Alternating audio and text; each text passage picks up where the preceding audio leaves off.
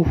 ইস্টবেঙ্গল কালকে কী করলো, দুর্দান্ত জয়, অবিশ্বাস্য কামব্যাক। প্রথমে 1-0 গোলে কুয়েতের কাছে পিছিয়ে থেকে তারপরে 89 মিনিট এক এক করে সেটাকে এক্সট্রা টাইমে নিয়ে গিয়ে প্রথম 15 মিনিট হয়ে যাওয়ার পর লাস্ট 15 মিনিটে যেখানে মনে হচ্ছিল টাইব্রেকার প্ল্যানটি শ্যুট আউটে হয়তো যাবে খেলাটি, তখন ইস্টবেঙ্গল করে 3টি গোল।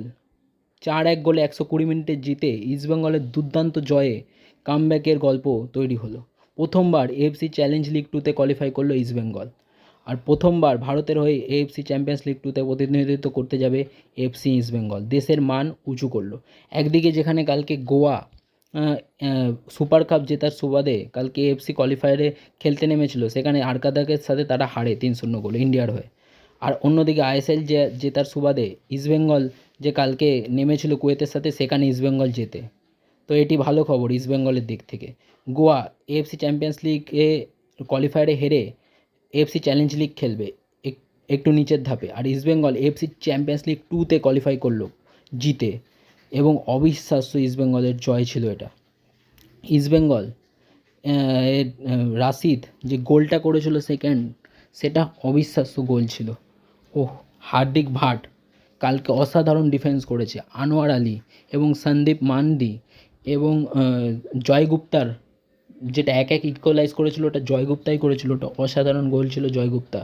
মিডফিল্ডে যেখানে ড্যানি রামিরেজ, রাশিদ দুর্দান্ত খেলেছে, এবং বিপিন সিং তো কথা বলতেই হয়, এবং তার সাথে সাথে ডেভিড ডেভিড এডমান্ডের বদলে ডেভিড নেমে যে গোলটি করলো ওটিও দুর্দান্ত। এবং কালকে চারি সিকোরামেন্ডিসের খেলাটা পজিটিভ ছিল, ভালো ছিল, অনেকটাই ভালো ছিল।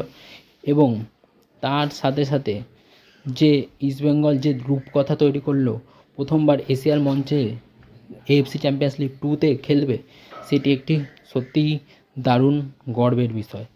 এখান থেকে পিছিয়ে পড়ে দুর্দান্ত কামব্যাক ইস্টবেঙ্গলের একটি অবিশ্বাস্য হয়ে থাকলো, এবং ইতিহাসের পাতায় নাম উঠে গেল ইস্টবেঙ্গলের। এই জয়ে ইস্টবেঙ্গল এবার পাবে পরবর্তী প্রতিপক্ষ ইরান, অস্ট্রেলিয়া, কাতার, জাপান, কোরিয়ার মতো প্রতিপক্ষ, যেটি ভীষণ কঠিন হতে চলেছে সৌদি আরবের মতো টিম এদের সাথে, এবং আরও টিম আছে উজবেকিস্তান। কিন্তু ইস্টবেঙ্গল যদি এরকম মনোবল নিয়ে হার না মানা মনোভাব নিয়ে খেলে, যেখানে 1 গোলে পিছিয়ে থেকে 89 মিনিটে ইকুয়ালাইজ করে তারপরে এক্সট্রা টাইমে গিয়ে টাইব্রেকারে না নিয়ে যাওয়ার সিদ্ধান্ত নিয়ে দৃঢ় প্রতিজ্ঞভাবে খেলে এরকমভাবে আরও 3টে গোল করে দেওয়া নেক্সট 15 মিনিটে, এটা দুর্দান্ত। ওরকমই লড়াই দিতে হবে ইস্টবেঙ্গলকে, ডিফেন্সকে আরও শক্তিশালী হতে হবে। হ্যাঁ, পরে আরও নতুন নতুন বিদেশি ইস্টবেঙ্গলে আসতে চলেছে, তাই শুভেচ্ছা রইল ইস্টবেঙ্গলের সাথে। অন্যদিকে গোয়া কালকের বড় এএফসি চ্যাম্পিয়ন্স লিগ 2তে হয়তো কোয়ালিফাই করতে পারেনি, কিন্তু গোয়া ওটি হারায় যেটিই খেলবে এএফসি চ্যালেঞ্জ লিগ, সেটিও বহুত কঠিন। সেটিও ভারত কোয়ার্টার ফাইনালের ওপরে কোনোদিনও যেতে পারেনি, কোয়ার্টার ফাইনালেই মূলত হেরে গেছে। সেটি গোয়ার সামনে থাকবে উজবেকিস্তান, যারাও বিশ্বকাপ খেলেছে, ইরাকের মতো টিম যারাও বিশ্বকাপ খেলেছে, এবং থাকবে আরও ভালো টিম যেমন প্যালেস্তাইন। এগুলোর সাথে ইন্ডিয়া অতটা ভালো করে খেলতে পারে না, জর্ডান যেও এবার বিশ্বকাপ খেলেছে, এদের মতো টিম। আর ইস্টবেঙ্গল যেখানে খেলবে সেখানে তো বললামই, ইস্টবেঙ্গল যেখানে খেলছে আর একটু উঁচু মঞ্চ, সেখানে ভারত কারোর সাথে জিততেও পারেনি, শুধুমাত্র ড্রই সেরা রেজাল্ট। পরের রাউন্ডে কোয়ার্টার ফাইনালে যাওয়া তো দূরের কথা। বুঝতে পারলেন কোন ধাপে এবার খেলতে চলেছে গোয়া, তার থেকে উপরের ধাপে ইস্টবেঙ্গল। তাই জন্য ইন্ডিয়ার এই দুটো ক্লাবের জন্য শুভেচ্ছা রইল। হয়তো গোয়া কালকে পারেনি বড়োটায় যেতে, কিন্তু যেটা খেলবে সেটাও ভীষণ কঠিন, আপনারা হয়তো আমার কথায় বুঝতেই পারছেন। তাই আমাদের এএফসি চ্যাম্পিয়ন্স লিগ 2 ইস্টবেঙ্গল এবং এএফসি চ্যালেঞ্জ লিগের জন্য গোয়া আন্তরিকভাবে শুভেচ্ছা বার্তা রইল, যে তারা যেন ইন্ডিয়ার মান উঁচু করতে পারে। আর যার কথা না বললেই নয়, the only coach Antonio Lopez Habas, যে এটিকে দুবার আইএসএল জিতিয়েছিল, মোহনবাগানকে একবার আইএসএল কাপ শিল্ড জিতিয়েছিল, সে ইস্টবেঙ্গলে এসে ইস্টবেঙ্গলকে বিদেশের মঞ্চে, এশিয়ার মঞ্চে ওপরে তুলে দিল। অবাক সবাই। Habas the ISL man, the man of the ISL যাকে বলা হয়, সেই অ্যান্টোনিও লোপেজের হাবাস ট্যাকটিক্স মাস্টার ক্লাস ছিল। কারণ অ্যান্টোনিও লোপেসের হাওয়াসের কাছে কালকে মূলত মোটে তিনটে বিদেশি ছিল, কারণ ফরেন সেন্টার ব্যাক সে ইনজিওর্ড ছিল, তাই জন্য তাকে উপলব্ধ ছিল না। এবং আরও দুটো বিদেশি এখনও কলকাতায়, একটা সাইন হয়নি, একটা কলকাতায় এখনও এসে পৌঁছায়নি।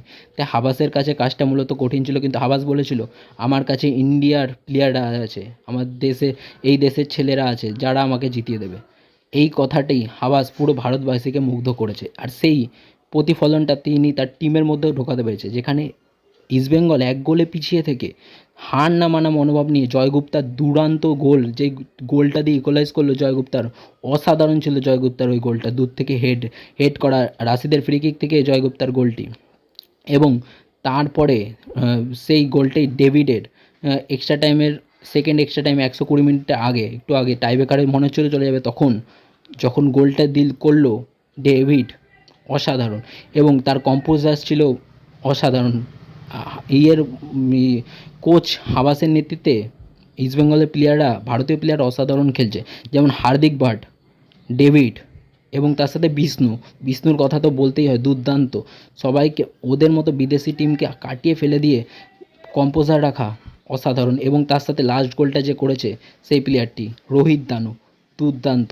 এই জন্য বলতেই হয় Habas the master class coach, অসাধারণ। Habas the master class coach, the mister ISL তো বলাই যায়, এখন মিস্টার এশিয়ার মঞ্চেও, বিদেশের মঞ্চেও তিনি এখন কাঁপাচ্ছেন, অসাধারণ। জয় ইস্ট বেঙ্গল।